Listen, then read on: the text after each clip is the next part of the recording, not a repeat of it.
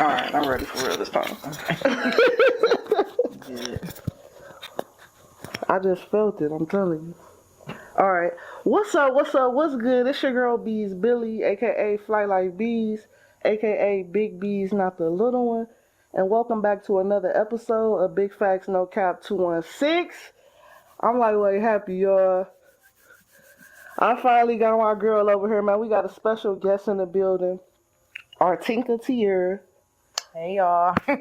Singer, rapper, fucking manager, podcaster. Yes, ma'am. If I'm not mistaken, label owner. Yes, ma'am. Like, you know what I'm saying? It's just like a whole lot of shit going on.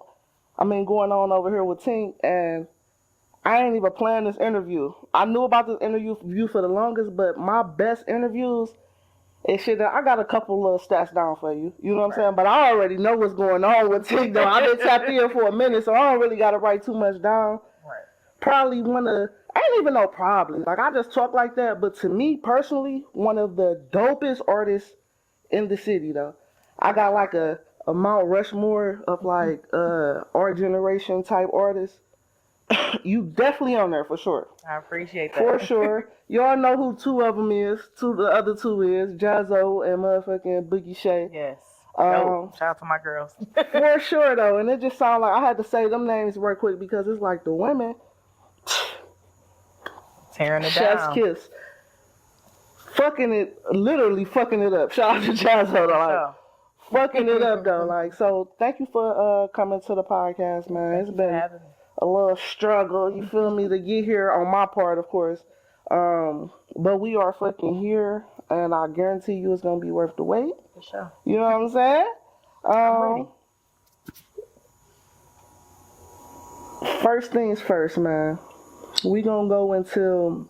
I always go into how I first was introduced to somebody, or how do I know about them. Way before this battleground shit, way before these showcases, all that shit, I was already tapped in to Tink.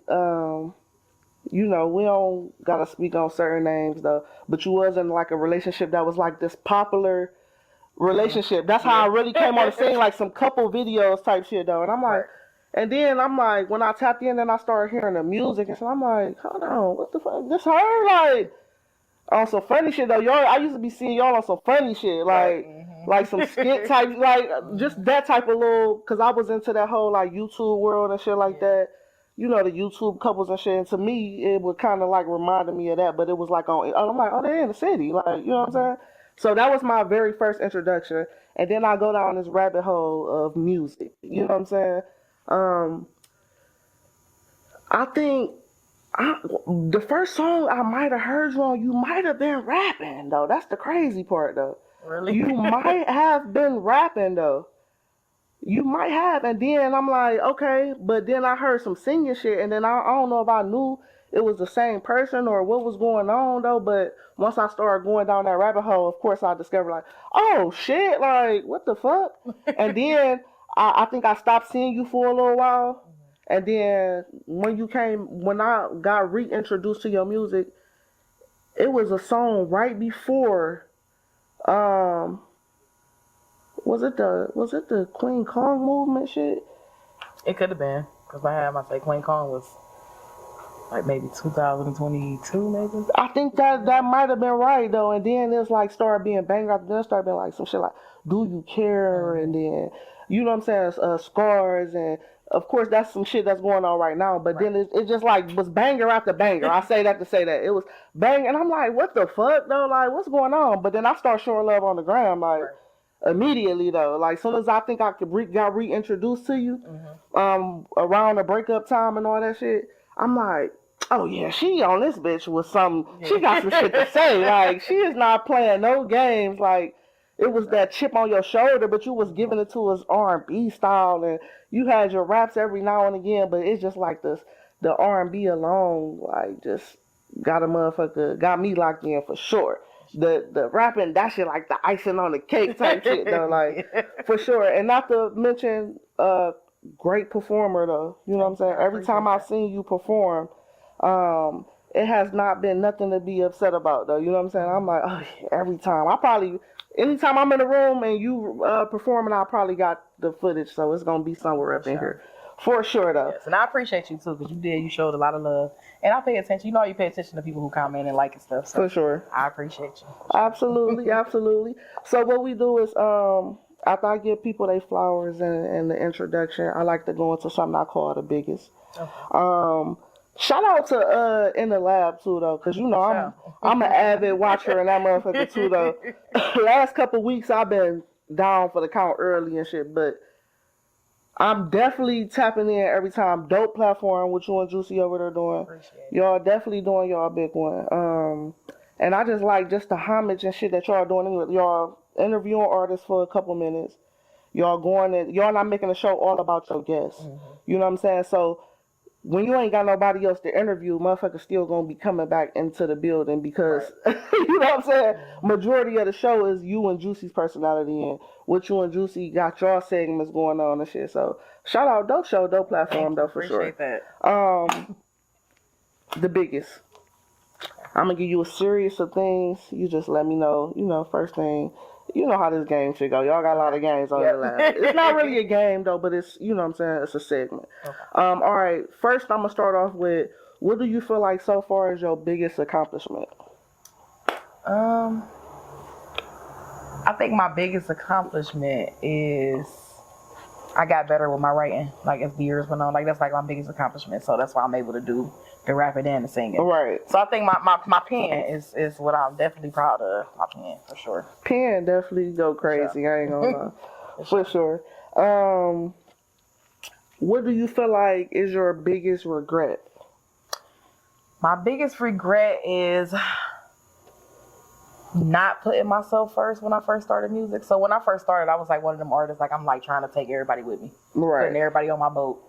Trying to steer my boat, knowing that this boat is tight. It can't even carry the people that's on here. Right. And some of the people don't even deserve to be there. So I felt like that was my biggest thing. I feel like I could have been further if I would have put myself first versus to focusing on other folks and, you know, different things. Right. So yeah. So that's like my biggest regret. But you know, I learned. And I'm here now. So period. Back like I never left. For sure. What do you feel like what's the biggest bag you ever touched? That's like one of the popular ones on here, man. Like as far as like money wise, like yeah, performance? Yeah. Like whatever bag though. It don't gotta be from a certain. You don't even gotta tell us if it's no legal shit. You know, but just like your biggest bag you ever touched. Probably my nursing bag. That's my biggest bag for sure. My career for sure. Period. Who you feel like is the biggest artist in the city? Biggest. That's deep. That's real deep. I got a few people in mind. If I had to give it to somebody that's been working their ass off, that's been popping their shit, I got to give it to Jazzo. To Jazzo? I got to give it to Jazzo because I feel like she's everywhere. You know what I'm saying? Like she everywhere, and she's been putting the work in. She's been turning up. So yeah, I love that for her. Shout out to my girl. Shout out to Jazzo. Big Aquarius. So big Aquarius, gang. What do you feel like is your biggest risk that you took that actually paid off? I think my biggest risk that I took was just me following like my own mind and making like basically trusting my decisions. Let me say that. Me following my mind and just kind of doing what I wanted to do. Because since I've done that, like everything has went up for me. Like I started dressing how I want to dress, wearing what I want to wear, like just being me all around. So once I did that, you know, a lot of people gravitated towards me more. So I think that was the biggest risk that I took. You know, a lot of girls, you know, I'm a BBW. You know, I'm going to dress the elephant in the room. I'm a BBW. So a lot of BBWs be scared to step out and do certain stuff. Like me, I don't care. I'm doing it. Like yeah, for sure. I definitely saw that transition too, though. Like it was a transition where I'm like, it was just the confidence, though. That's before I was even seeing you popping out and shit. Of course, you post type of shit on the ground, but before you can just exude the confidence that you just exuded, though.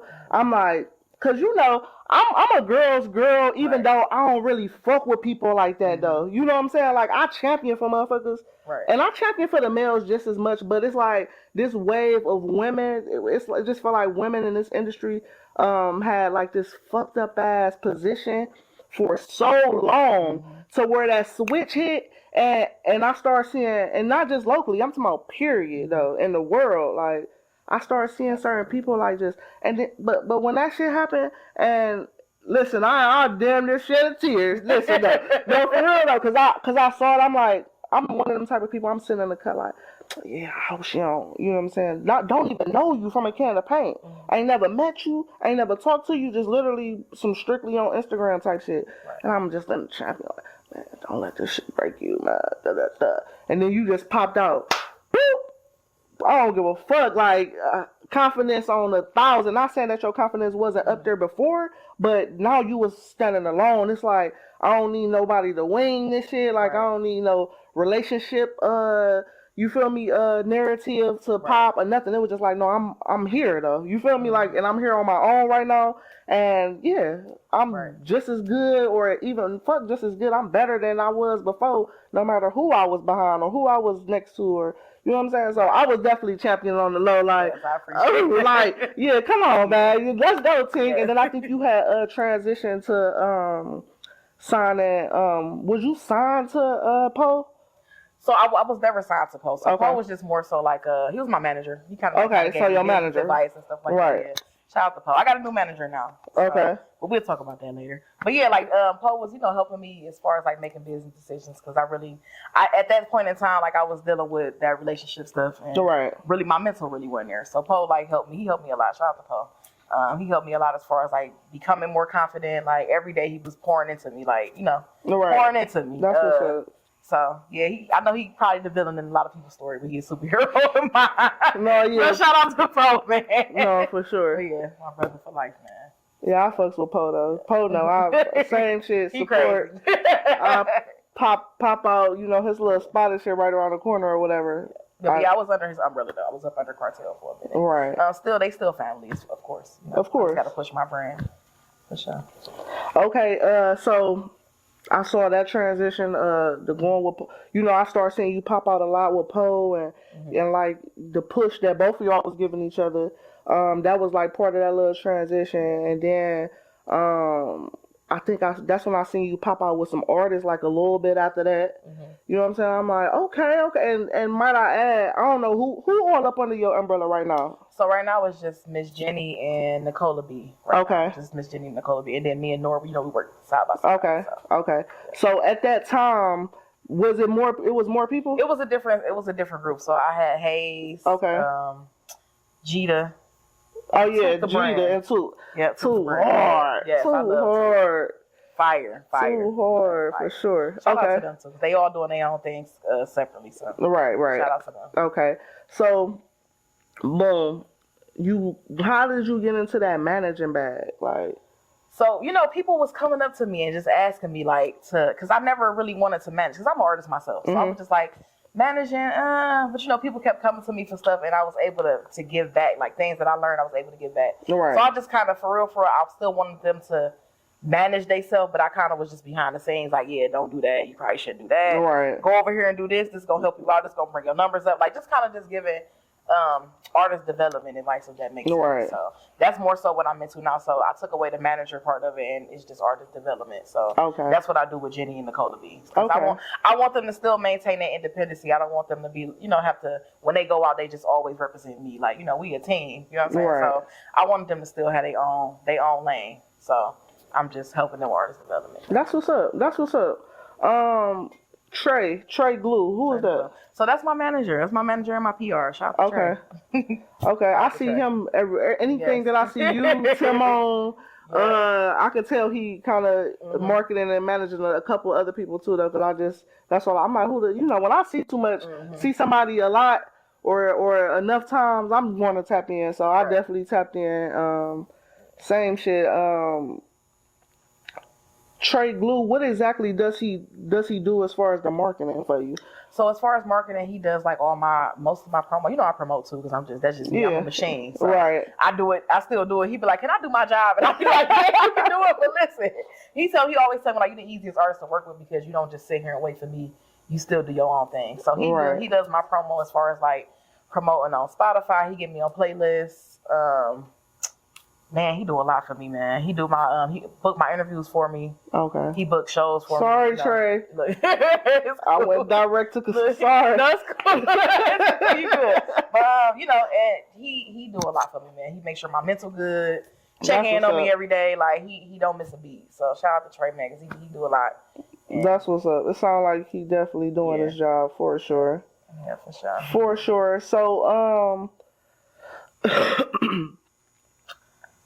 let me know, what do you feel like is your biggest song? My biggest song. I think my biggest song to date would probably have to be No Face, No Case. No Face, No Case? No Face, No Case. I think that one is over 100K, if I'm not mistaken. Period. That's my biggest one, and I think after that, it'll probably be Cloud9, then Do You Care. So they're my top 3 right now. Oh yeah. That's a hard top 3 for sure. Cloud9, what was the inspiration behind Cloud9? So my inspiration was actually that relationship. Okay. So when I wrote it around that time. I never released it though, so it took me like maybe 3 or 4 years to release it because I just felt like I wasn't in that space. Right. And I had to get to a point where I was like mentally good and able to be okay and thrive and stuff. So once I got to that point, I was able to actually put that song out. But I had wrote it like years ago. Okay. It's definitely it gives, if I can say that the first thing that comes to my mind when I think of Cloud9 is definitely like 93.1. Yeah. It's definitely giving that vibe, and I'm like, oh, hold on, cause a lot of the R&B that I like from you, is to me, it's like that Mary J. Blige effect. It's like that bossing up, over heartbreak-ish kind of, but it's not the Mary J. effect to where it's a couple songs that I fuck with Mary. Mary's my favorite singer, by the way. Okay. But it's the Mary and Erykah Badu top 2 for me. But Mary, I feel like a lot of her music outside of the heartbreak is not like, I can't listen to it like that. Okay. But to me, I feel like on that aspect, it's a different effect. Because when I heard Cloud9, I'm like, oh, if you would have said that to me, or if I would have saw it on black and white before I heard it, I might not have thought I would have liked it though. But once I heard it, I'm like, oh, okay. Like this is the no hateration, right? No holler, and it's this that, you know what I'm saying? That transition to that, and I'm like, I kind of want to hear more of that type of music from Tink though. Like that's gonna be on my album, so you're gonna hear a little bit more pops. That's dope. That's dope. You're gonna hear a little bit more pops. Yeah, that's definitely dope. And I wanted something too that was like different because I didn't want to be, when I first started, I started off with the heartbreak music, and I didn't want to keep dealing with it because when I started music, I was heartbroken. You know what I'm saying? So that's what made me really transition into actually doing music. So when I started, I didn't want to keep that going. I wanted to give people something fun, something happy to listen to too. Like, like on the other side. It was like, okay. They got a line dance and everything. But you'll see. Oh, that's hard though. That's hard. It's I had this rag on my head the whole time. That's crazy. But okay, so Cloud9, we just gonna go into a couple songs then, and I just want to know kind of like the motivation behind it, and the inspiration to even keep working a song, because a lot of people just be letting songs go by the wayside when it don't work in the first fucking couple months, which is crazy as an artist. But let's go one of my favorites, which is definitely Do You Care though. Do You Care is probably like that shit is in my playlist, and I know you ain't probably necessarily like super promoting that no more right now, and because of course it was time to move on, but that's one of the songs that's like in my regular rotation though. Like Do You Care, Scars it might be pushing Do You Care out eventually, because I listen to that just as much. That's like more recent. So let's go Do You Care. What was the motivation and like just the inspiration to work that song? So same situation. That was that actually when Do You Care actually dropped, we actually broke up the day before. So Do You Care dropped August 9th, 2023. And matter of fact, 2022. And when I dropped it the next day, everybody thought it was a publicity stunt. They like, oh, they not broken up. You feel what I'm saying? Like literally the day before they was just together. There's no way. But that song was like my it was like my comfort song. And it was like one of them. It was the song that really helped me push to like step away from that situation. Right. So when I started it, I was like walking. I lost over almost 100 pounds. Just I was gonna get into the walking. journey, I was walking, and I was just like, just dealing with my stuff. And I was walking the park over at Patrick Henry, walking around, walking the trail and stuff. And the song came to me. I was just listening to a beat, random beat, and I just started singing it. And I did it in increments. Like I didn't finish the whole song at one point. Like I did some parts, waited a month or so, did some. Like I just kept adding to it. So when I finally went to record it, he actually was there with me, but I made him stay outside. I was like, you can't come here. Right. While I'm doing this song, I gotta, you know what I'm saying? Like I gotta put my effort into it. Yeah, you gotta stay out there. It's like, you know what I'm saying? So I can really put my all into it. So that was the inspiration. Just dealing with somebody that that's continuously doing stuff, and you just like, you doing all this stuff, and I'm trying to show you, like, look, this is what you're doing to me, like, and it's fucking me up. So, like, do you care enough to stop this, or are we gonna continue going on? Because if we gonna continue, then I can just leave. You get what I'm saying? Like, it just basically holds somebody accountable. It wasn't a breakup song. It was never meant to be a breakup song. Because we were supposed to still be together when it dropped. You know what I'm saying? It was just more of a, I'm holding you accountable. I'm showing you what you're doing. I'm laying it out. So, is you gonna fix it, or what we doing? Yeah, for sure. Yeah. Yeah, it definitely did what it was supposed to do. I definitely felt every month. I felt like I knew what the fuck was going on. Ain't no shit. Right. For sure. It was definitely one of them, to me, one of those monumental songs, just like in the shift of your career too, though. Mm-hmm. I think that took you from like the local R&B chick to like, damn. You know what I'm saying? Mm-hmm. Like, damn, though. Like, all right, let's go then. You feel me? Like, let's get it. To me, that was, I wouldn't have known that you had another song that was bigger than that if you didn't just tell me, like, the top three. Right. Or what's next? Because that was one of the ones I heard everybody playing that shit. Like, the dudes singing that shit. It was a lot of guys. Like, it was, oh my God. I was shocked at the guys, though. I'm not going to hold you. Because I'm like, dang, the guys coming. Man, listen. And one guy hit me up. It was actually a few guys hit me up with the same narrative. He was like, I got to go apologize to my girl. Like, no, for sure. Yeah. It was definitely one of them ones. Like, damn, though. And the crazy part about it is, it's so relatable. I think that's the thing about your music, though. It's super relatable. Like you said, it don't matter if it's the men or the women. Like, niggas talking about, oh, I need to go apologize. It's just like, oh, I felt that shit, though. I felt it, though, for sure. So, do you care? SCARS, which is a dope ass, what is it called? Acronym. My bad, y'all. I'm talking acronym. A dope ass acronym. Like, I didn't even catch on until probably like 4 or 5 months after listening to the song, and it say the shit. That's how you know I just tapped into the music. Like, but I'm like, oh shit, though. It was like one of them high moments where it hit me like, oh shit, oh yeah. Like, I think everybody was waiting for me to say the word SCARS. Right. Like, no, I'm like, that's the acronym. Right. You know what I'm saying? Yeah, that shit was dope as fuck. So what was just the inspiration? So I had another relationship after that one. Okay. And it was a lot of stuff that happened that transpired. This person stayed out of town, by the way. Shout out to him. That's my dog still. But I was cute too. Oh, thank you. Yeah. He was fine. Because that was another one of them in the trap moments where I'm like, he was fine. That was one of them for sure. We still cool though. That's still my homie. But some stuff happened that kind of mirrored what I had already went through. Okay. So I was sitting there. I was just like, I gotta write about this because this is fucking with me. I gotta get it out. All right. So I'm just sitting at home and I came up with the acronym and I was listening to the beat and I just started, same corny ass relationship shit. It's like I'm going through the same. I don't want to go through the same shit. But in this song, she's more triumphant than she was before. And now I'm like, listen, we gonna end this now. I'm not about to play with you. Shirley can get on over there. We ain't doing none of that. I don't care. Like I was just at that point. I was just like, I'm over it. So at this point in time now, I'm single and just focusing on me right now because I'm like, let me get in my bag. I gotta get in my bag. So same corny ass relationship. Yeah, shit. She just gets tired of the same Throw shit over and over. Too. Oh, yeah, throw that one. Yes, that over and over. You get tired of. We older now, and then people to give you. Yeah, I ain't going for too much. Yeah, too much of that shit. I don't got too much time to be wasting on certain situations. So I definitely relatable. Yes, another relatable ass song. I don't know, man. It's just like the relationship songs. It's just like I hate to try to put people in a box, and I know that when you got them songs that hit like that. They try to put you in a box. That's why Cloud 9, the type of shit is very important. Mm-hmm. But those be the ones. That be like, damn, like, that should just make you probably a little biased. Like, I want to hear this, so I definitely understand like that Mary effect though. But y'all gonna get this Cloud Nines and these and then hold on, and then you dope as fuck. The cover, is it a cover though? Is that technically called a cover? Like which one? Stop calling my phone. Oh yeah, calling my phone. Yeah, it's a cover. Yeah. It's a cover.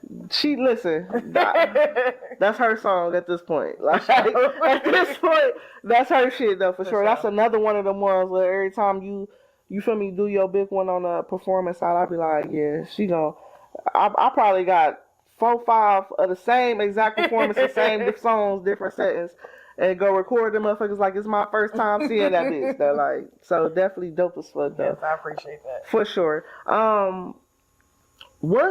What's one of Tink's biggest like pet peeves just overall? It don't matter. You can relate it to whatever it is you want to relate it to. I think my biggest pet peeve is probably the BBW stigma. Like, I hate the whole. Let's get into like, it. Listen, like. Let's get into it. It be the backhanded compliments. I wish I was as confident as you. What is that supposed to mean? Am I not supposed to be confident? You get what I'm saying? Like, it be the stuff like that. Because at the end of the day, like, baby, I look probably just as good as you. I can guarantee you I can pull the same men as you. Listen, I can guarantee you.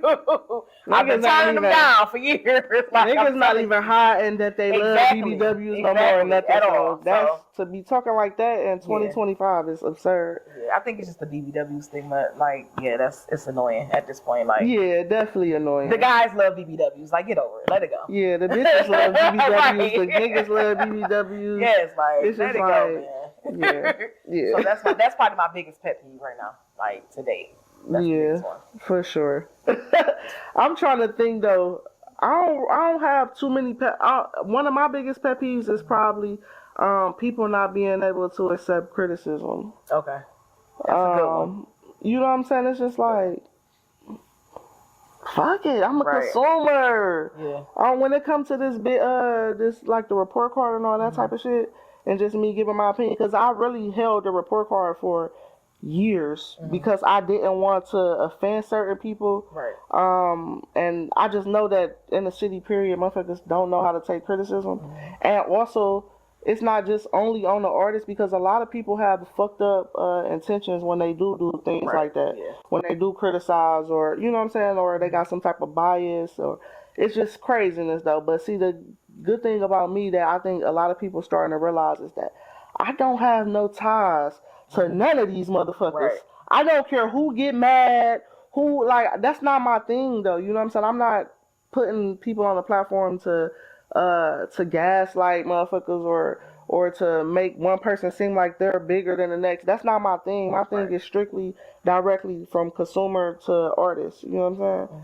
So I think a lot of people been trying to, or kind of figuring out or realizing that I just don't give a fuck. Like, yeah, and I've never looked at you as biased, so I know that your opinions is always like they straightforward, like literally straight facts. I appreciate literally, that. I appreciate that. For real. And I think you show love to everybody. You ain't everybody. Nobody. You ain't like got no one. If you don't see somebody on my platform, either I haven't discovered them yet, or I don't have nothing good to say. I don't put shit on my platform to shit on people. Right. You know what I'm saying? I find what I like, what I'm attracted to, or what the people bring me.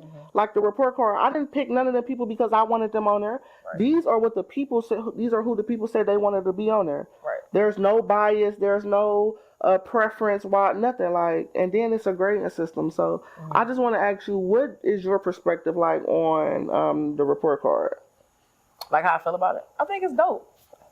Because I want to be better.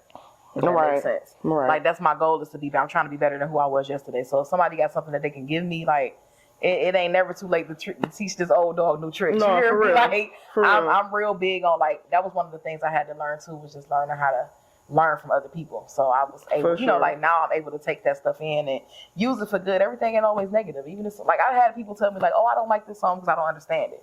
And then once I explained it, they're like, "Oh, okay, I get it. I get it now. Now I like the song." Like, and one of the songs, I think that was "No Face, No Case" when I first dropped it years ago. Okay. And it was a guy. He was like, "You know, I love your vocals, but I just don't understand the song." Right. So once I explained, he was like, "Oh, okay, I get it." now I like the song because now I get what you're talking about. But, you know, like sometimes you got to just take that constructive criticism and listen, do what you need to do with it. Because if like it's coming from a positive space with you. Granted, there are people out here that just do shit just to try to, you know what I'm saying, to try to cause a divide. Yeah, like to rage bait people, cause a divide, make people go against each other. They do them top 10, top 100 stuff. Yeah. It's a lot of those that make people go against. Then now you beefing with your friend. Like, maybe it's a list that somebody that I don't even talk to on a daily made up. I don't really care. Like, you know what I'm saying? Like, so. You just got to learn how to be strong and stand at who you are and know who you are at the end of the day. Like, you know, when it comes to those type of people anyway, the negatives, like, just because you don't like my music or you don't like me, like, that's not going to stop me from being Artinka Teaira at the end of the day. I'm still me. So, however you feel, that's a personal problem. Yeah, for sure. But I definitely appreciate you just giving feedback and all that stuff. Like, I do, though. You be on an honest level. You know I literally, if it's somebody... I don't think it's a biased bone in my body just because, like, especially that battleground seat, though. You know what I'm saying? Like, at that battleground seat, it was people that I knew before I seen them at battleground. It was people that I was not necessarily locked in with, but their music was familiar to me, whether I heard it a couple times or, you know what I'm saying? Right. But it's majority of people at battleground, it's like, I never knew these motherfuckers. Right. I never knew what they had going, their movement. So when I start seeing motherfuckers that I know and start competing, I don't be like as excited or I don't be interested. It's like, all right, I know what you can do. Right. But I'm excited about the competition aspect of it. Like, come on, man, let's go. Speaking of battleground, man, we've been trying to get you a battleground for years, man. Listen, I think, you know what? I don't know. I think it'd have to be like an R&B battleground for me. Period. Because I love the rap side, but you know, I'm more in tune with my R&B right now. So I just feel like if it was R&B, I'll tap in. For sure. R&B edition. You heard it here first, Meech. I don't want to hear your mouth. Meech might get on it. As soon as he see this, he's going to get on it. I've been running for the longest. I'm like, listen, if it's an R&B contest, count me in. Like, I you know. Because I'm confident in my pen. We can go bar for bar. No, for sure, though. That's why I feel like you're perfect for that shit. Because you do have rap songs and R&B songs. I ain't gonna speak too much because I'm a judge though, but I feel like as long as you go ahead and get the show aspect, because that's what a lot of people don't be understanding. You can have the dopest songs, you know what I'm saying? You can have the dopest pen, the dopest production, but if you don't come in there and perform that shit, it's a performance league though. So that's where a lot of people fuck up a little bit. But to me, honestly, I feel like you definitely it's up there though. You're definitely up. It's almost unfair though. So that's why I really don't be super pressing. I mention some shit every time because I know I done talked about that with the team and all that shit. Like, damn, we need to get Tink on this bitch. Or Tinka do good on the show or whatever. But I don't super like press it because it's almost unfair. You know what I'm saying? Like, I'm pulling the tricks off the back. And that's all I'm saying. When you pop up fucking just on a regular, you ain't able to compete. When you pop up on a regular fucking Halloween edition with your belt and dressed up as a boxer, like sending shots, I'm like, oh, she for sure be here next time. Like that's so when you already doing shit like that though, just on a regular, I can only imagine the type of show that you would put together, especially being able to see it for the last 3 years and see what people do and you know being able to sit back and see what works in there and what don't work, and that's kind of dangerous though. You know what I'm saying? I'm still vouching for it. Right? No, for sure. Pop up, but that's kind of dangerous though, like for sure though, because you're definitely one of them all around artists though. Like to me personally, and not fuck to me because everybody that your name come up in any room I'm in, it's nothing but, and this real shit. A lot of people names, even people that I fuck with, when they name come up in certain rooms, it's like some. You feel me? Some negative shit or some. I've never been in a room and Tink name came up and it was like, it was like, oh no, Tink, that's my dog, or Tink, talented as fuck, or Tink. So just a person that got that type of effect on people outside the music though, just showing like you a decent ass human being, is dope. That says a lot too though. You know what I'm saying? That mean, like motherfuckers don't got too much bad shit to say about you or anything bad to say about you. It's almost kind of like too perfect, like you know what I'm saying? It's almost like kind of too perfect. I'm like, okay, that just showed me though, like, yeah, Tink don't be on no weird shit, cause it's people that I be with on the regular. They come in the room, they just like what? No, I ain't really. Listen, I done done the same thing. I be like, I don't got nothing to do with that shit. Nothing. Listen, you gotta protect your brand. Man. For real. You gotta protect your brand for sure. Oh, for sure. Who are some of your favorite artists in the city?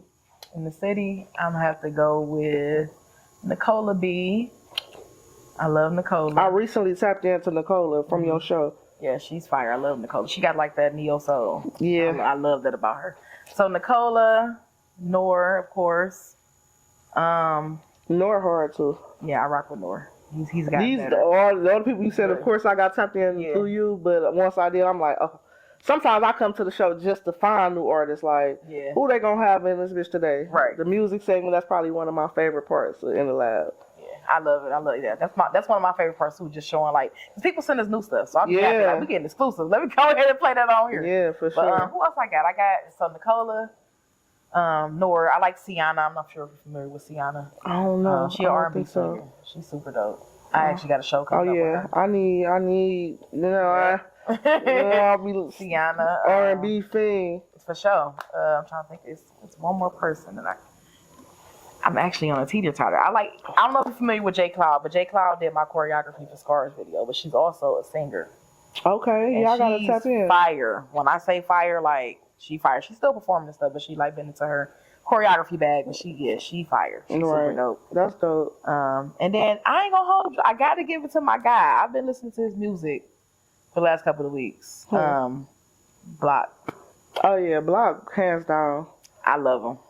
Yeah, I love him. Yeah, for sure. If I could just, my shit changed so much. You know, I'm consuming so much music, but people will probably think that I'm consuming this shit like on an everyday basis, but I really don't. I literally have my go-tos, and then when it's time for a report card or artist queue or whatever, then I'm going to tap in. But if you make it to my everyday shit, right, like, you're definitely I fuck with Block. Block for sure. And Jax too. I will say B-Jax too, because B-Jax been popping shit. No, B-Jax is fire, but he is popping shit. But I have to listen to B-Jax. See, maybe because I'm in certain spaces. Exactly. In certain spaces. And I like watched an everyday him thing. Yeah. Come up in this battleground shit on some competition shit. So when I get into that type of mindset, I'm like, oh yeah, I can throw on some B-Jax. Right, but just on some everyday type vibe shit, maybe not so. When I get mad at a motherfucker though, yeah, he like one of them turn up people, like, or it's ready to working out. Maybe you driving to work, you play. You know what I'm saying? Like, you know, like, working out. Just turned up. Like he turned right now. Shout out to B-Jax. For sure, turned up though. For sure. So those are some of my favorites right now that I've been listening to. That's like in my playlist in rotation. That's dope. So. Yeah, that's dope. Shout out to B-Jax and shout out to Block, man. For sure. For sure. Favorite artist though, I'll probably have to say you, Boogie Shay. Jazzo,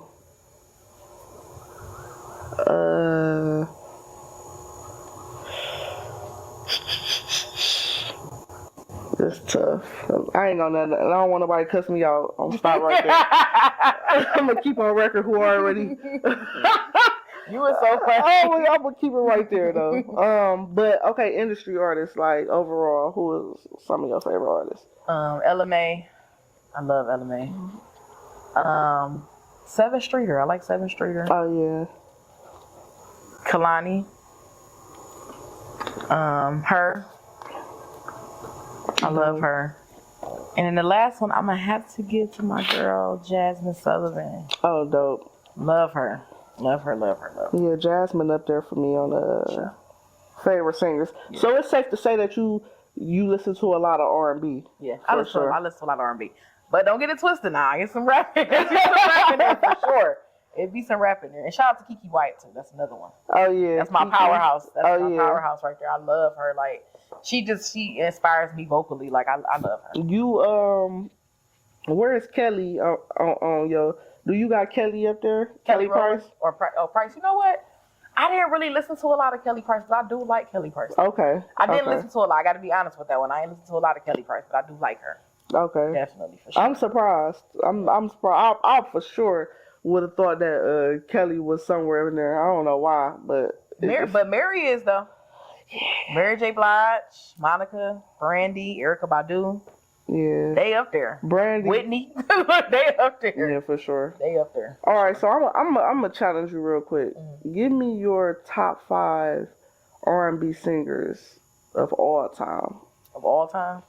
Ooh. Yeah, you challenging me for sure. Let me challenge you. Monica is definitely up there. Monica, Sierra. If I believe it or not, Sierra's actually she's number 1 for me. Okay. Sierra's number 1 for me because she's like different. She different, man. So she's number 1 for me for sure. Okay. If we had to categorize. But Sierra, Monica, Aaliyah. Okay. Aaliyah. I gotta pick an older singer. I'm gonna have to give that. Yeah, I'm gonna have to give that one to Ooh. I'm gonna have to, ooh, that's hard. It's tough. Already. Oh my gosh. I gotta give it to Whitney. I gotta give it to Whitney. But I'm gonna throw a haymaker in there. And say Tina Marie. Oh yeah. Yeah, Tina. I love me some Tina. Like, I can go to the rooftops with her. So it's like, yeah, I love me some Tina Marie. Yeah, Tina Marie definitely. Yeah. So I would say that's my top 5. Yeah, Tina, Whitney, Monica, Sierra. And who's my 5th one? I'm shocked though. And Monica. Mary J. Was it Mary J? Or was it? No, Monica, Sierra, Whitney, Tina Marie, and there was one more. Aaliyah. Yeah, I'm kind of shocked at that list. Really? Yes, I don't know why. I feel like that. I thought that you would have been like more of a powerhouse. Like, do you have any church background? Mm-hmm. I started in the church. Okay, so let's get into the background. Y'all know we be moving backwards. This is big facts, no cap though. So let's go. That's what I can hear that. You know what I'm saying? So I would have probably thought that you was gonna aim towards that. Let me just say my top 5 real quick. Y'all know. This don't change too much, but I do have my times when I do. Erykah, Mary, Kelly Price,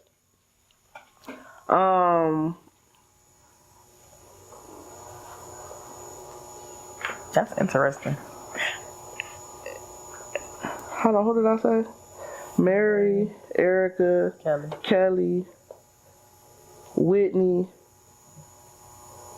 and Jasmine. Okay. Jasmine Teaira from like 5 and 6. Yeah. But I just like them motherfuckers with them powerful voices though, like like Jennifer Hudson. I like her too now. No, Jennifer Hudson. Hood, fire. I love her too. Oh my she's part of my favorite singers. I ain't gonna hold you. She's up there. For sure. So J Hood is at Fantasia. No shade. Listen, Fantasia. Fanny's my girl now. Fantasia for sure up there in that top 10. Them powerhouses for sure. J Hood, yeah. Yeah, I just like powerhouses though, or super relatable shit though. Yeah. It's this one people don't understand. Erykah is my favorite singer. Like Erykah is number 1 for me, like over everybody. But it's not because of her vocal ability. It's more like the content, like exactly what she's saying. You know what I'm saying? The pen, like, and it's only one album that I listened to Erykah ever. Like after I went through all the albums and shit and went through all the music, it's only one album that I go back to, and it's the live. It's Baduism, but it's the live album. Okay. I'm talking about the live one is fire. Listen, man, I know that shit. I've been listening to that shit since I was like 20 though. And I know that shit from front to back. that live album was T. No shade. Listen, that shit so fire. Yeah. And I'm tripping though too though. I lied though, man. I fucking put fucking Whitney up there. Whitney ain't even in my top 5 though. I put Lauren over Whitney. Okay. Lauren is definitely one of the ones for sure. Lauren Hill. Damn. For sure. It's some ones, man. Yeah, that's tough. It's some ones for sure. That's definitely tough, man. All right, so for sure, as far as your beginning, man, do you come from a musical family? My mom's side of the family, like everybody over there, like sing or rap. Okay. My dad's side is a few, like they scatter, but nobody's pursuing music how I am. Okay. Except for like maybe one person. Okay. But they really ain't doing too much for real. They just been chilling for real. Like, but we love music. One of my aunts, she hosts karaoke throughout the city. So that's dope. Yeah. That's dope. All right, so the church, where the church background come from? So I started singing in church when I was like, I want to say 16 in the church. But I was in the choir at school at like 10. Like I was in a little school choir. But in church, I was like 16. And I was the lead singer. And I did a lot of church songs. Whole lot of church. Right. So at the age of 16, and then I performed also with the on All-Star Weekend. I performed with the choir there. Okay. I don't know if you was able to, when they was downtown recently a couple of years ago. Oh, yeah. Yep, I performed with the choir All-Star was here. Yep, I performed with the choir then. That's dope. So I've been in quite a few choirs. That's my home, like, stumping grounds for me. Right. It's church. Yeah, that's dope. That's that church background. So. That's dope. So, when did you actually like start pursuing a music career? So I started in 2016. I started. Okay. So I like started like just kind of playing with the writing part of it, and then I was like, oh, I don't like this. I like kind of toyed around with it, and then I think I dropped my first song in 2017. Which I got to re-release because the platform, I was using Reverb Nation at the time. I'm not sure if you're familiar. So I was using Reverb Nation. I still got shit on Reverb Nation right now. When I say, and you got to pay for it, so like, I kind of like fell off with the paying for it and stuff. But when I had dropped a song on there called When You're Alone, and when I dropped it, I got like 30K streams the first couple months. And I'm like, what the fuck? Yeah. I thought I was tripping because, like, it's hard to get people to play your music and stuff. So that was like one of my first songs that like took off, but it's just not online no more. So I'm gonna re-upload. It's gonna be on my album. Okay. So I'm gonna re-upload it and redo it. But yep, I started writing in 2016 as far as like music wise, and then I started doing my own music in 2017. So that was like one of the first songs I dropped. And that song, when I did that song, I didn't go to like a professional studio. I was in like somebody's like the closet. Basement. Like I was in the closet there. Right. But my first like in studio song was No Face, No Case. Okay. And that one also took off. Like, it was, So, that's when my quality and stuff started getting better. Like, I started getting better as an artist and things like that. So, oh, yeah. So, your shit been taking off since the beginning, huh? Mm-hmm. Yep, 2016 on up. I just, like, let me get my stuff together. Oh, yeah, that's dope. So, that's like, 9 years now? Just about, yeah. Yeah, that's fire. That's fire. That's dope. What inspired you to want to do music in general, though?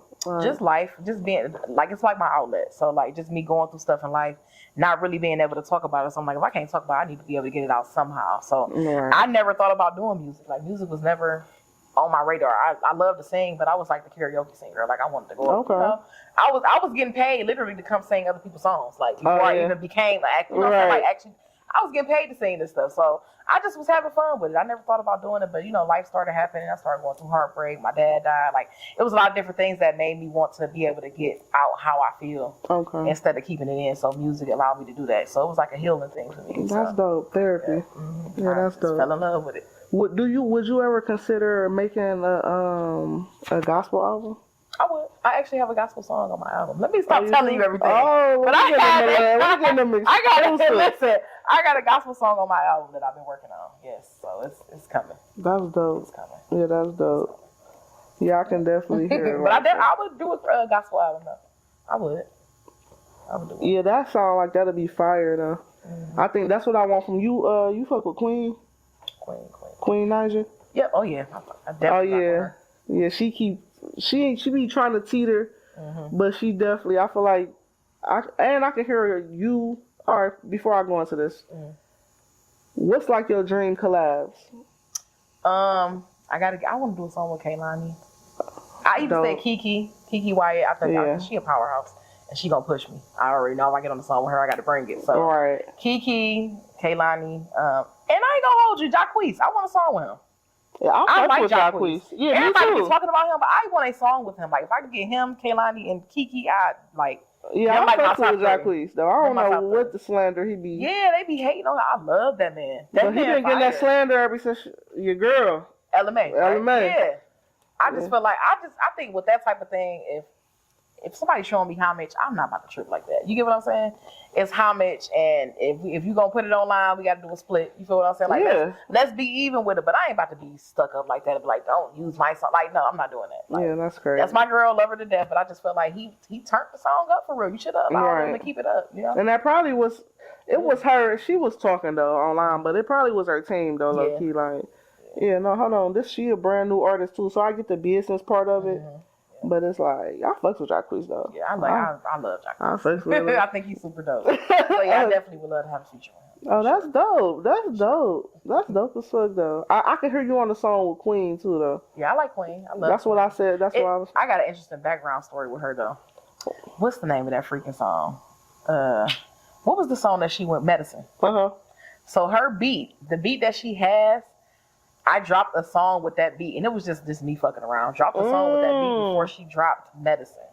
So she came out with Medicine like less than a week later, and I'm just sitting here like, you gotta be fucking kidding. Damn. I'm talking about Baby ate. She ate down on that song, and I'm just on the song BSing. But it was called Regret, but it was the same beat, and I was like, damn, how did this happen? Like, what was the irony? Oh, I want to hear that. It was a YouTube beat, wasn't it? It was like a YouTube beat. Yeah, it was a YouTube beat, and I was just.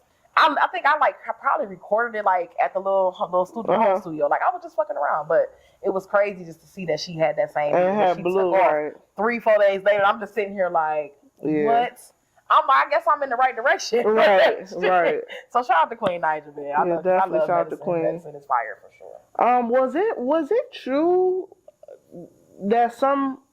It's been a couple instances in the city where it's like artists that's already on that stole some shit. Yep. Like from so I knew it was you. All right, see, I told I be tapped in, but I smoke a lot of weed. What was that situation? And what song was that? What was the backstory on that? So I got up one morning and I started getting all these DMs and like, this sound like your song. And guess what song it was? Which one? Do You Care? Hold on. Who was the? I don't remember the artist's name. Okay. But the song was called Care, and she's up under like Yo Gotti and them. I remember now. Okay, I definitely remember. So I woke up and people were sending me stuff, and it was like, this song sound like yours. It sounds too close. So I'm like, let me go listen to it. So when I listened to it, it was like almost my hook like slowed down. And I'm just sitting here like, are you serious right now? Oh yeah. I was so annoyed. Because, you know, when we write stuff, like, that's my baby. Like, I wrote that. Nobody helped me write that. That came from a real place. It was a real experience. I really lived that. And you on this song singing, and you ain't even got no feelings with it. You get what I'm saying? Like, ain't no feeling behind it. Sound like you stole it. You sound like you stole it, boo. And I'm sitting up here in the studio yelling my lungs out, and you just want to look cute. And just, when I say I was so irritated, but that's how 101 was born. So that's where 101 came from. I was like, I'm going to get you back, but I'm going to hit you with the rap side of me because I'm not even about to play with you, sis. Like, so that's where 101 came from. And you'll hear me throwing shots and everything on the song. Yeah. So. Because as you saying it, it's coming back to me, though. Like, I remember I was definitely following that whole little shit. Like, as you saying it, and then I think that was around the time where Lotto had stole somebody's shit from out the city. I think it was, what's her name? Big Endo. Oh yeah, Endo. Yeah, it was all around that time. So it's safe to say Cleveland. You know. Yeah, we got some heat. We throwing that shit. You feel me? Definitely got some heat. So, yeah. I was mad about that one, but I was like, I can't let it stop me. I got to just keep creating because somebody watching from somewhere. So I'm gonna just keep going. For sure. Yeah, but that was, girl, I was so mad. That's why every time somebody hear 101, they be like, who was you mad at? I'm like, you just don't understand. Yeah.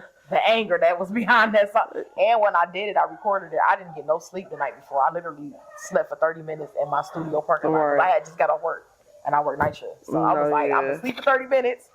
I went in there, my engineer, like, you couldn't even tell. You ain't get no sleep.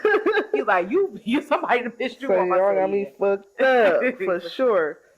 Yeah, so speaking of Cleveland, what do you feel like is holding us back? Do you feel like we going in the right direction right now, or what's the problem with Cleveland and this like music and entertainment industry right now? I think the biggest problem is too much competition and not enough like togetherness. Like everybody is like competing. Like you got promoters competing against promoters. Event planners are like everybody's competing. It's a whole competition thing instead of us just coming together. Like why do we need 7 award shows when we can have just one to turn to the beat? Big ass. The CETs, whatever you want to call it. You give us in the Cleveland Entertainment Award, CEAs, whatever. Like we can turn it into a real. We can rent a house of blues and turn it up. You feel what I'm saying? Like, but y'all don't want to do that. Right like, for real. Like, why is it 6 or 7 shows and then y'all all competing against each other? Y'all all trying to figure out who's gonna bring the biggest artist, who's gonna do that. Like, all that don't matter. Like, and then y'all bring the artists into y'all bullshit. Like, it was a time where I was at an award show and the other person that had an award show was mad, and I'm gonna speak on it. I ain't gonna say no names, but the other person that had an award show was mad because I was at their award show. So now they trying to snip me from the work that I put in. You feel what I'm saying? You can't, not even to toot my own horn, but you can't say R&B without bringing me up because I'm one of the artists in the city that's really doing stuff on the female side. Like, so how could you snip me or snub me because you mad because I'm dealing with somebody else? Like, y'all bring the artists into y'all bullshit. Like, we need more togetherness, and I think that's the biggest problem. Like, it's too much competition. Why do we got to compete when we can all be one? These cities like Houston, when I went to Houston, it was so much togetherness. Everybody was clapping for each other. Everybody was standing up for each other. Wasn't nobody competing like, oh, his song was better than mine. Like, wasn't no competition. Like, they was even clapping for me. You would have thought I was from their city. Like, it was just a lot more love, a lot more togetherness. Just like in New York, on the radios, they play their own people. Yeah. In our city, you hear more Megan Thee Stallion and all them other, like, you don't hear our people for real. Unless they somebody that's being gatekept, you know how to do the gatekeeping. We ain't gonna talk too much on that, but they push the artists out that they want to stay on front instead of giving anybody else a chance to get in the front of it. That's why I'm like, yeah, Cleveland, I'm gonna be long gone. Listen, y'all here. I'm just speaking truth. I gotta speak my facts. You know what I'm saying? Like, cause I put in work. There's no reason why I shouldn't be on the radio at all. You get what I'm saying? Like, I done put in work, like for real. Like, I got the numbers to prove it and receipts. So it's just like y'all, it's a lot of gatekeeping and it's a lot of competition. And that's just where I'm at with it. I feel like, why not just come together? Because I love everybody. Me too, though. I go to your award show, don't mean I'm going to still go to the next person's award show because I just want to show up and I'm an artist. So I want to be seen, you know what I'm saying? I want to get to know people, network, all that stuff. So, like, I'm sitting up here going to all of them. We could just have one big one. We could just all come together and turn up and really have a red carpet. You feel what I'm saying? Really have a real red carpet. Make it happen. Yeah, I think that'd be dope. I feel like more unity is needed. Listen, I ain't even have to bring it up, y'all. For real. Because I literally talk about gatekeeping in the city damn near every episode. Like, that shit is crazy though. But 216 day, it's time to let some new people in. No shade. It's listen, okay. I remember your rant about that too though. Yeah, like, it's time to let some new people in. It's too much gatekeeping. Like, I get it. We see them people. We know that they stamped. All right. Let somebody else come in. There's other people out here doing bigger. Like, you know what I'm saying? Doing big, like Jazzo. It's people out here. Let them in. Like, y'all playing. Y'all gatekeeping. Dope. Like, let them on in, man. So, question, do you, because I kind of got like, I ain't going to say a fucked up mentality about certain shit, but it's like, I'd rather be somewhere where I'm congratulated instead of tolerated, like, so, I be low-key be like, fuck the radio. You feel me? I feel too, though. Fuck 216 day, respectfully, though. Listen. That's how I feel. Let's create our own shit, and then that's how we got 2 award shows. That's how we got. So I understand the. Yeah, but I was just saying, I be like, fuck them though. Like, y'all don't want me in this bitch. Like, that's how I had to get. But you know, they get mad when you don't need them. Like they get mad. Yeah, then that's when the gatekeeping started, and that's when so yeah, I definitely it be sticky though. I'm just. This my brand right here, but this really my lifestyle though. Like, I don't give a fuck. Like, I'm not going nowhere where I'm being tolerated though. You know what I'm saying? Or trying to push my way through the door when I know that's really how it's supposed to be done in this industry though. I get it. You supposed to muscle your way through the door. But I don't know. I just feel like I'm just cut different. It's like, if you fuck with me, I fuck with who fuck with me. Right. That's just bottom line. You know what I'm saying? So, it is what it is. That's why I was giving a shout out to Big Hef too. Big Hef showed a lot of love to the people that's up and coming. Hef legendary in the city. I love Hef. Like, he actually did like an R&B day during 216 Day weekend, but this the thing. People didn't really show up because it wasn't those other artists. Like, you know what I'm saying? They wasn't promoting it. They didn't push it. They didn't put us on 1079 saying that we was having an R&B show. Like, it was a lot of stuff that I just feel like need to change when it comes to stuff like that. Like, there's new people out there. You know for sure. It definitely a chance. Pass over the torch, everybody. And then I say this too, we really living in like some of the first time shit. So like rappers and shit that's turning 30 or late 30s, 40s and shit. This is the first time we've been able to see hip hop and it's total, not just in the city, actually age. Like, this is the first coming of that shit. So motherfuckers don't know how to wrap it up. You hear me though? Like, I'm podcasting, I'm fucking doing media, I'm doing all this shit because I was an artist before too though. You know what I'm saying? But one of my things was like, I'm not really trying to be an artist at a certain age. At a certain age, I feel like it's legacy acts. So if you are a legacy act, by any means, continue to do what you're doing. But if you're not even have no notoriety, no nothing, like no accomplishments as being an artist, and you're still in your late 30s and early 40s and hanging up flash screen. I ain't trying to be funny though, but I had debates with people about this. Like, no, I don't want to hear a fucking 40-year-old rapper that's just starting to get a buzz. Like, no, like Absolutely. But it's some people that listen. By any means, I ain't here to discourage nobody. I'm just talking about me personally. Like, no, like pass the torch to the young heads or to the next generation up under you, and like push them. You know what I'm saying? That's the thing. I haven't been like I've been seeing a lot of young ones that's out here popping, and they can't even get in the door because you got these people standing in the crowd and around like let them in. Please. They are young. I'm talking about even people that's up under me. Like they are young. Let them in. Like come on now, give them a chance. Give them a chance. For sure. Like that's just the place that I'm at. Like it's the gatekeeper. For sure. For sure. So yeah, shout out to the now question. Do you feel like gatekeeping is necessary sometimes? And any aspect. It depends. I guess it just depends on the situation. Like so a motherfucker, you know the work. I'm sorry to cut you off, but you know the work that you put in, right? Mm-hmm. You know the dedication that you put as in your artistry and just like pushing yourself and building a team and all that shit.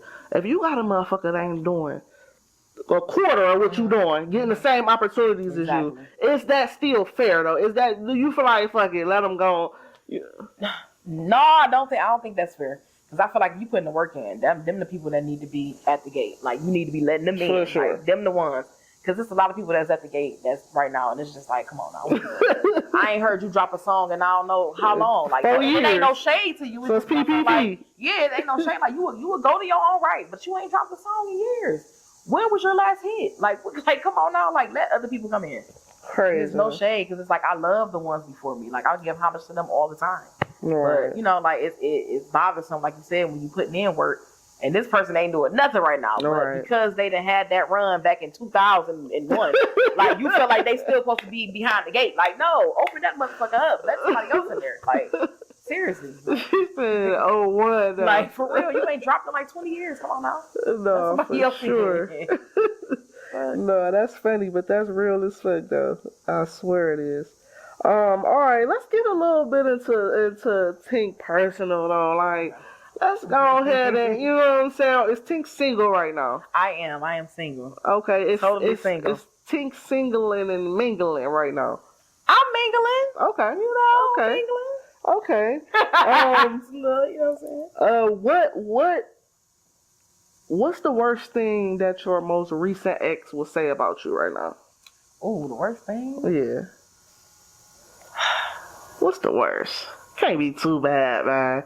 I'm trying to think. Let me see. Look, she said, look, Let me think about it. No, he might, because listen, I have toxic traits. Not saying that they're like bad toxic traits, but like, I'm probably like, he probably would say, once my mind made up, that's it. That's it. So that'd be like probably his worst thing. Cause I'm like, I'm one of them. Once I done made up my mind, yeah, baby, go ahead and go on over that way. Right, it's a wrap. So yeah, he told me the whole time, like, I'm bullheaded, I'm stubborn. Like, so those are probably the things that he'll say. But, you know, I be having my reasons. Okay. Don't piss me off. Let's say don't piss me off. Don't piss me off. We won't be there. For sure. Is Tink open for love? Like, did you let anything that you already previously go through affect like your mental as far as relationships right now? No, I'm still looking for love. I still believe in love. Even after I went through that whole ordeal, like these last couple of relationships, I still believe in love. For sure. I still love love. Like, love is beautiful. And I can't let nothing like that stop me, because I might miss my husband. Doing, you know what I'm saying, being bitter. I could never be bitter. Like, I might write about songs, but it's never coming from a bitter place. It's just coming from, I got to get my feelings out so I can let it go. Yeah, for sure. So, for sure. Yeah. Put it in the music for sure. What's Tink type? If you could build the perfect nigga right now, what does that look like? Tall, okay. He gotta have hair. I love hair. I'm a hair girl. So long hair, like dreads. Okay. More so like dreads. I know they toxic. I know. It's just something about them. But I'll also take a fade too. I ain't tripping about the fade. Right. I like the fade too. I would want somebody that's like clean, you know what I'm saying? Well dressed, got a career, got their own everything. Cause baby, listen, I'm not giving you nothing. I'm just gonna tell you that right now. Like, I need you to have your own car, your own house, your own money. Like, I want us to be able to complement each other. Not nobody doing more than one person. Like, so yeah, like, you know, tall, dark, handsome, hair or no haircut. Okay. Just well put together, loyal, respectful, intentional. That's real big for me right now. I need to know what you looking for and what we doing. Yeah. Because I don't have time to waste with you. So I need somebody that's intentional. Let me know what this is. So I can know how to move, you know, and good communication skills. So shout out to that. Listen, for sure. And maybe or maybe not. Look, I actually don't want him to have no kids. But listen, I talk about it. Listen, because like I done dealt with the whole guy having kids thing. And I don't have any kids, so I'm easy going. You know what I'm saying? But it be the moms that I be having to deal with, like I'm scarred from that. So like now I'm like, I kind of don't want you to have no kids, but if you got some, and if everybody's adults, we will be okay. For sure. Some we 4, 5, 6 kids now. I ain't saying all that. I'm saying like 1, maybe 2, and you teetering with the 2. Like, but yeah. Say teeter. So does Tink want kids? I used to want a kid. Okay. And it's a touchy subject for me, but I used to want a kid, but now it's like the way the world is now. Yeah, it's like bringing somebody into this. Like I couldn't imagine, and the way my heart set up, like I got a real big heart. Like I couldn't imagine somebody hurting my child. Like I'm going to jail. You know what I'm saying? Like, so I be so like that's my biggest thing. Like bringing the child into this world. I would love to have one for my mom, but if I don't, I'm okay with that. Right. I'm gonna be the rich auntie with the fur coat that come and bring gifts. Like, Period. I was trying to be rich auntie. I had that one, and listen, I've been with that one. Right. Listen. You be the rich auntie with a grown kid. Shit. Yes, ma'am. For sure. Okay. So, what is probably like one of your biggest pet peeves when it comes to just strictly like relationships? Like, what is one and done like that? Oh, if this happens, it's a wrap. Like, right now, since I'm older, it's the cheating. Okay. At the end of the day, I just feel like this. Like, we grown. If you want to bring somebody in here, say that. Listen. Because why are we playing this whole hide and seek shit? Like, we ain't even got to do that. Like, we don't. We grown. So, the cheating stuff, I can't deal with that because you could just be upfront with me and let me know what you want. All right. It's my decision. Give me a choice at least. Yeah, like, that's my biggest thing. Give me a choice. Like, the cheating stuff is boring. Let it go. Wrap it up at this point. That's something else y'all can wrap up. Wrap up the cheating. It's weird, and you putting yourself at risk for so much, and you put somebody else's life at risk. So wrap it up, man. Let it go. Like, just be honest. Hey, can we bring somebody in? Like, just be honest, because we're grown. Like, okay. Yeah. So it's interesting. Be intentional. Like, for real. Exactly. Like, yeah. So this is good. I like where this is about to go. Not bad. I got PTSD. No, you good. I'm always checking the camera, make sure we good. But how does that process look? All right, Tink say if you locked in with somebody, you down with the whole.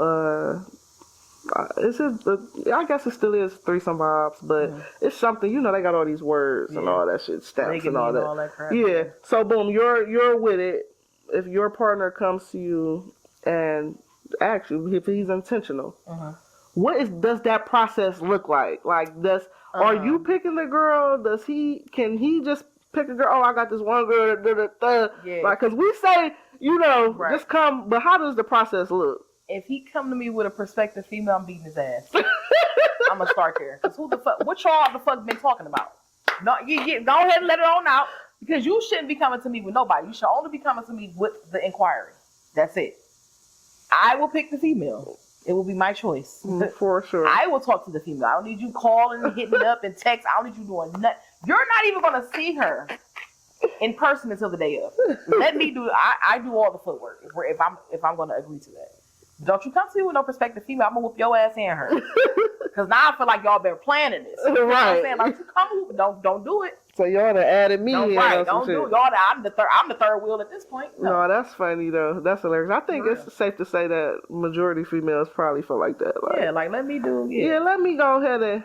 Now, still, what does that process look like? Is it a random? Is it like cause me, I feel like that's like a out of town thing. Like, yeah, I don't even want to be in the same city with a bitch that fuck me. You know? I think for me it would have to be like a random. I think I would pick somebody out of the city, like way out of the city.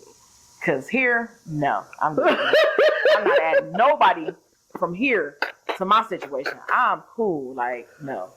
But I would definitely pick somebody from out of town because I would want it to be like discreet. I'm a private person for real. Yeah, so sure. I would want it to be something discreet. Like I would probably get to know the person and like kind of do my background on the person. But yeah, it would definitely have to be somebody out of town. For sure. Like for nobody here. Motherfucker, you people ain't gonna never see again. Like, yeah, people talk. You gotta have people sign NDAs at this fucking point. No, for real. Sign that paper before you walk in here, sis. Like, that shit on the remembrance page. No, for real. JP like, Digital. Just big facts. No, for real. But I had a hidden camera somewhere. Like, I ain't got time. Yeah, the city is. Yeah, just discreet for sure. And you gotta be careful when people know you. You gotta be careful with the shit you do. I tell people all the time, like, how you move, you have to be careful when people know you. Because I'm telling you, plaster all over the fucking internet. Try it if you want to. Absolutely. So, yeah. For sure. Absolutely. Yeah, that's funny though. That's hilarious. So, would you do the threesome thing with someone who you was just like not maybe locked in with? Mm-hmm. But like a friend or something? Yeah, or maybe y'all got a relationship but y'all not like official or y'all not locked in. Like maybe this already just should like your fuck buddy or something like that. Like just somebody like a little yeah. I don't even gotta be sneaky. Just a little, yeah. I think for me, I think I probably would rather it be that versus like my partner. Listen, I would rather it be somebody that I'm just like kind of just having fun with. You know what I'm saying? Sure. Like versus it being like my man. Like, nah, baby, you ain't sleeping with my man. I'm sorry. Sure. It's not somebody that I'm planning the future with. We're not doing that. But like, yeah, sneaky link. I think that'll be more up my alley. Like, for sure. Because I've and just to be honest, I've tried the one with it being the guy, like my man, and it just didn't pan out because I made the mistake of allowing him to bring the perspective, and him and the perspective already had a situation before me and him, and I found out after it was over. So it was like, never again. So now the whole thing is next time if it is no. For sure. I'm picking. For sure. So, yeah. All right, so one more question in this little situation. Would you be interested in having a relationship or dating someone that's in your same field, or does it have to be strictly like? Do you feel like somebody in your same field would be able to understand like your lifestyle more? See, I had some bad experiences with people in the same field. You got to deal with You have to deal with jealousy. Jealousy was the biggest thing for me because it was just like, and not because I done dealt with a couple of artists. This ain't just particularly just no one. It got to be the one we talking about from 4 years. It ain't just him. It was I've dealt with multiple artists, but not multiple, but like a few. But just dealing with them, it was like you got the jealousy of who actually climbing up the ladder. They don't really want you talking to the opposite sex when it comes to other artists. Like, they really don't want you doing features. They have an issue with that. Like, I just feel like with the artist thing, it can go either one or two ways, though. Because some artists do work. Right. And, because they understand each other's lifestyle, so they do work. I just feel like it's a double-edged sword for me. Because even dealing with somebody that don't do music, I'm still dealing with some of the same shit that I would deal with somebody that's in music. Because they don't really, unless it's somebody that's real supportive, but they don't really understand. I gotta go to shows. I gotta be out of town for a certain amount of time. Like, so it's hard. It's hard. It's a hard choice. I don't know if I would date another artist though. So it's over with for the artist. I think it's over with for the artist for me. Like, I don't know. So it's over with. Yeah, for somebody that work in a factory or something like. At this point, so how important it is? Because you are a nurse. How important is it to?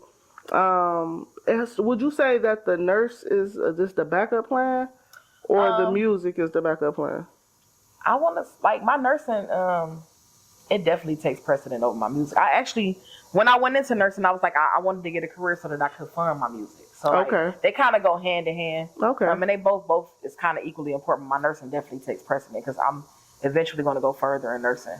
Okay. You know, but I'm trying to definitely get that music bag so I can help with the nursing, because you got to always have a backup plan, no matter what you do. For sure. I don't care what kind of work you do. You got to have a backup plan. And I tell people all the time that's the only reason I was even able to start, because again, I started the year that I was in nursing school. Okay. Around the time I was in nursing school, so by the time I was done with nursing school, I was able to fund the videos and all that stuff. Like, I was able to do all of that. You got to have that, because people will take you and they will play in your face like having stake in your face. Like, you can't get to this because you can't afford it. So like, they'll try to have you do all type of stuff, jump through hoops. Yeah. I always tell people, like, you artists, you make sure you get you a bag first before you step on the scene. That's dope. They will dog you. They will dog walk you. Like, I've been there paying for shows, all type of stuff. Like, I done been there. And don't get me wrong, it's a business, so I know you do have to put money into stuff to get money back.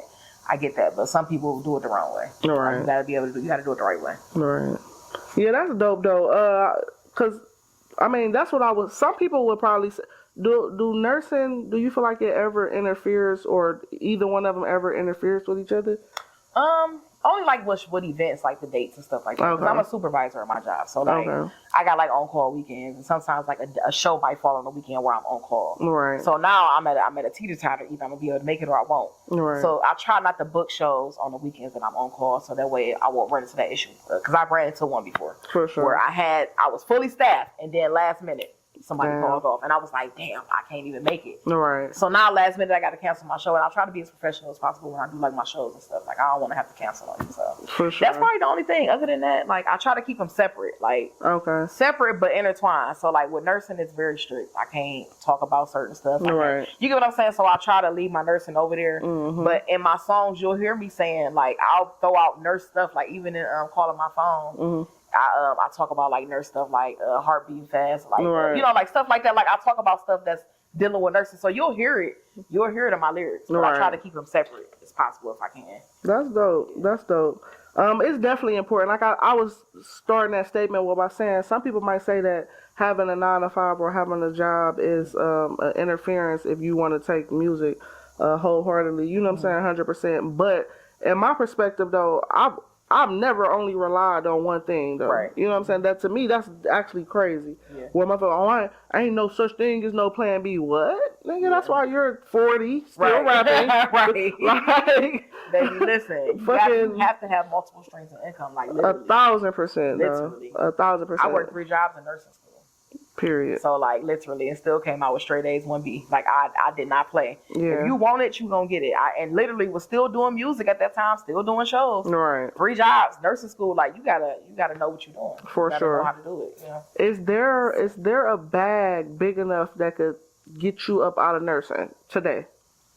Oh, yeah, it's a couple of bags. Okay. It's a couple of them. Look, okay. It's a couple of them. I will still keep my license current, though. Right. Like, I will always do, like, my requirements for my license and stuff. Okay. I gotta keep that under my belt. Like, I would never let that go. Okay. So, yeah, for sure. It's a couple of them. For sure. Like, if music take off, it would definitely, like, my nursing probably would take backseat, depending on what the deal is. Okay. You get what I'm saying? Like, nursing will take backseat, but I will always keep my license. Life-changing money, though. Yeah, like, it gotta be, like, life-changing. Like, for sure. At least $1 million. At the least. Minimum. Yeah, that's a minimum. Like, yeah. That's for an album. Right. That's all you want. Listen. One album. For sure. So that was actually going to be my next question. You kind of already answered that. But what is your perspective on remaining independent versus actually signing with somebody? I think my biggest fear with signing with somebody, as far as like being up under them, is I don't want nobody to change my sound. Creative control. Yeah, I want to have creative control. I don't mind having writers. I don't mind that, because I know it's somebody out there that's dope, that's probably going to be doper than me, that can put me somewhere that I can't take myself. So I'm okay with having writers. I just don't want nobody to change my sound. Right. And if I can give you like an example, would be like Bryson Tiller. Mm-hmm. Remember when Bryson Tiller first came out, he was independent. Mm-hmm. Fire. Whole album, front to back. Front to back. Now when you hear him, not saying he's not still fire, everything's different now. His sound is different. He ain't got his, like, I don't feel like people really gravitate towards him like they used to. Right. When he had that, that album that he did on his own. So I feel like that about Giveon too. Yeah, I just and I just don't want nobody. I want to have creative control. I don't want nobody to change who I am. Like as an artist, like I want to continue to have that. I really, for real, I'm really looking for a distribution deal. If I got the money behind me, I can turn the fuck up. You feel what I'm saying? Like, that's all I need is the bag. Once the bag is behind me, just move the fuck out my way. Period. Like, that's how I feel about it. Like, once you put that bag behind me, go ahead and get up out my way. I'm good. Period. I know exactly what I want to do. It's just getting the funding to do that. You know what I'm saying? Absolutely. So, distribution, that's dope anyway, for sure. That's really all they doing right now anyway. Like that's pretty much. Yeah, putting you on all these different levels. But this is what I will say. Creative control, yes, absolutely. But do you think at some point that your sound, because Cloud9 to me feel like a graduation of maybe not the feeling, but just like sonically and just, it's just like, to me it's a different level. It's like to a different audience. Do you feel like, all right, I don't want them to change my shit, but at some point will you change your own? Oh yeah, for sure. Yeah, okay. So that's kind of what you'll hear when you hear the next album. You're gonna hear different melodies. You're gonna hear. I'm gonna be in my bag. Like when I say in my bag, I'm in my bag. Right. That motherfucker. For like sure. I want to change it. I don't want to just be you just hearing the sad, sultry songs. Like I don't want to, continue to put that out because I want you to listen to something that you can bump every day. Yeah. Sometimes people ain't sad every day. Sometimes you ain't in your feelings every day. Sometimes you want to just hear some fun stuff. Like so that's what I'm on. Just give you something like you can listen to. I got some Sneaky Link songs on there. Okay. I got some stuff on there. Dope. Like I got some stuff. Like you gonna be like, oh okay, that's dope. Like yeah. Okay. Speaking of album, when could we expect your next project? My next project, I am looking to release the top of next year because I want everything to be right. I don't want to rush it. So the top of next year, my goal is first quarter. Okay. That's my goal, but no later than second quarter. So that first half of 2026. You heard it here. You're gonna get an invite because I need you there. Listen, no, for real though, we really can shoot some content though, like some shit that I can hold down until the actual album come out though. Okay. So I be trying to tell people, don't not let me come to the studio because you think I'm gonna leak something. I would never. I sign whatever niggas want me to sign or whatever, but I would definitely keep that certain shit sacred. That's crazy. I love for you to come to the studio. Oh yeah, I go to Lava Room. Oh yeah, I'm with that. I'm with it. Sam. I'm with it for sure. I definitely got to get you out there with me. Yeah, I'm anytime, man. You already know. My schedule is crazy, but I do what the fuck I want to do. Right, I don't have a job where it's like strict. I work Monday through Friday, and any other time I'm with it. Like yeah, for sure. I'm with it. So yeah, I ain't gonna lie. I had Tink out here for about an hour and a half. So we outside. I ain't mind. We had a good time. yeah. I had to definitely get you on here. You definitely was one of my go-tos. Where I'm like, for sure, before I end the season, Tink has to be on here. This season I've been focused on strictly the artists. If anybody was acquainted with Big Facts No Cap before I actually started interviewing artists, it was more like a personal style podcast. I was tired of talking about me and myself and my family, and so I'm like, let me go ahead and dedicate some shit to the artists, and that's strictly what season 4 been about. Artists. I'm here to give y'all flowers, to shed light. I'm miss technical difficulty, so that's why you see me with my PTSD making sure shit rolling, because I done fucked up some moments where I'm like, I actually got an interview about to drop now that I fucked up on, but it's still dropping because I always record my audio separate. Right. But I had to get you on here, and as y'all can see, Tink is doing pretty damn good when it comes to how she's navigating her career, at least from the outside looking in, from my perspective. It seemed like you're doing what you're supposed to do. You got your plan A's, your plan B's. You got a nice team or people, support system around you. Yeah, and she's making phenomenal music. To me, that's where it starts. A lot of people forget that. Fuck the cloud. Fuck how much money you got. How much. For me, it starts with the music. So if you make exceptional music, I'm already a supporter. We could never had talked, did a fucking interview, linked up at Battle or wherever. You feel me? I done seen you out at or the Bad House shit or wherever I see you at. We could have never did none of that, and I still would be supporting music because that's what I was doing before any of this shit ever happened. So shout out to Tink. Tink, I need you to get them. You already told them album top of next year, first, second quarter. Do you have anything else out or coming out that you want to promote right now before we get up out of here? Yep, I sure do. So I just dropped Big Fine Shit. Big Fine Shit. Yeah. Just dropped Big Fine Shit. That's my baby too. And that song is more of a movement. You know, like I want people to feel confident when they step out. Like, and you ain't got to just be a BBW. You can be tall. Look, everybody Big Fine Shit. Ain't nothing small about nobody. Like we all big out here. Period. So that just dropped with my brother Danny P. Shout out to him. And we also got a video coming for that one too. So I'm gonna be hitting you up. For smooth that ass record. Sure. Yeah, that's awesome. It give me like that P vibe, that pimp vibe. It's so smooth though. Like yeah. And I got a club mix too. I don't know if you heard it yet. No, I didn't. I need to tap in. Mix. Yeah, so that one is online too. So when you hear that one, I'm more so targeting my alphabet community. Okay.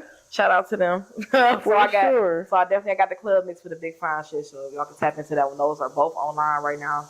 And then Scar's video is dropping in September with Logan Kingston. So that's coming. I got like maybe 1 or 2 more scenes to shoot, and then fire. We dropping that, and y'all still gonna see Cloud9. Cloud9 is still loud and popping. So you know I got a collab with Cloud9 over on the west side. It's actual smoke shop. Yeah, the smoke shop. Shout out to Cloud9. If y'all smoke, make sure y'all tap in. For sure. All the links will be down below. Y'all know how I do it. So we need y'all to definitely go tap in. Listen, if y'all already know, Tink, I'm gonna say it right here. For me personally, I feel like Tink is one of not only the biggest, but one of the best artists in the city. And when I say artist, I'm talking about artist. I didn't say the best singer, the best rapper. I'm talking about the best artist. To me, it seems like she's doing a lot of shit on top tier level. And I can definitely see this shit going somewhere totally different very soon, though. Like, just off your work ethic and the actual product. Like, I can definitely see this shit where it's supposed to be you feel me, very soon. I don't put no timelines, I ain't God. But if she keep doing what she's doing and what she's been doing, like, I don't see nothing but elevation, though. Every time you drop, every time you know what I'm saying, whatever. Like, the next level is coming very soon for Tink, for sure. For sure, I done had. Listen, this season I done had some hitters sitting right here. I just want y'all to know that. Teezy, fucking Tink, motherfucking Jazzo, and Boogie Shay. That's only 4, and I'm on like episode 10, 11 of this. So I'm not saying nobody else is big, but I'm just saying motherfuckers know these names. You feel me? Of them 4 people that cause as soon as I say, oh, I got something dropping, oh, you better. Yeah, for sure. Like, and I don't really speak prematurely because shit don't be working out how it's supposed to. But y'all heard it here first. Tink dropping top of motherfucking first, second quarter next year. Sure. Go ahead and stream everything she already got going on. She done been in the artist Q shit, report card. You feel me? R&B version coming. Battleground. Alright, good.